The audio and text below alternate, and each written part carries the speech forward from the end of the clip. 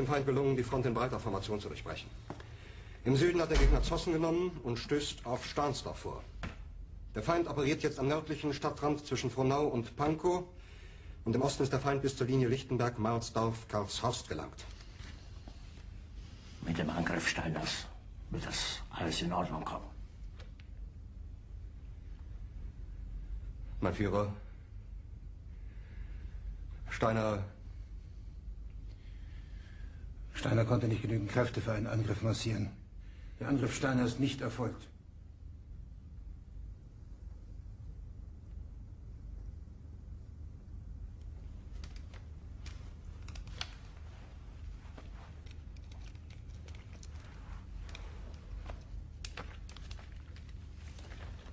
Es bleiben im Raum Keitel, Jodl, Krebs und Burgdorf.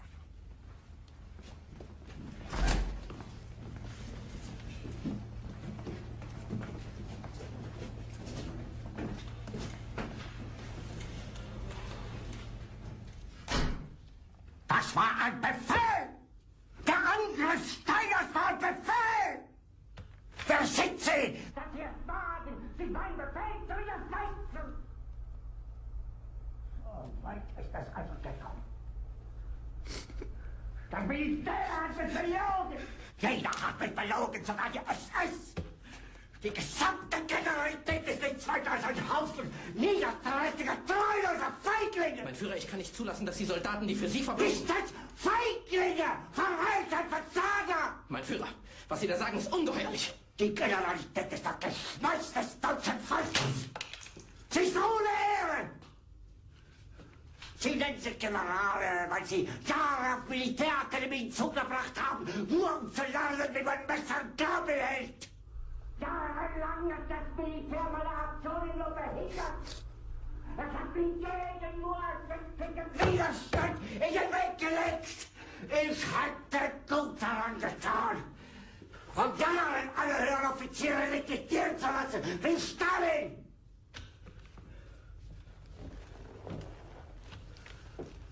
Ich war eher von der Akademie. Und doch habe ich allein auf mich gestellt, ganz Europa erobert. Verräter! Von allem Anfang an bin ich so verraten und betrogen worden. Es wurde ein ungeheurer Verrat geübt am deutschen Volke. Aber alle diese Verräter werden bezahlen. Mit ihrem eigenen Blut werden sie bezahlen. Sie werden es saufen in ihrem eigenen Blut.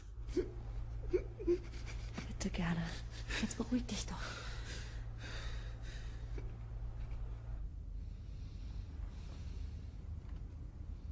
Meine Befehle sind in den Wind gesprochen. Es ist unmöglich, unter diesen Umständen zu führen. Es ist aus.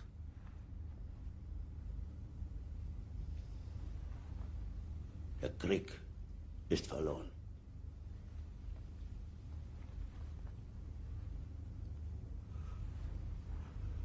Aber wenn Sie, meine Herren, glauben, dass ich deswegen Berlin verlasse, irren Sie sich gewaltig.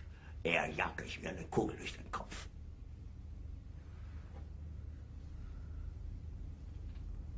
Tun Sie, was Sie wollen.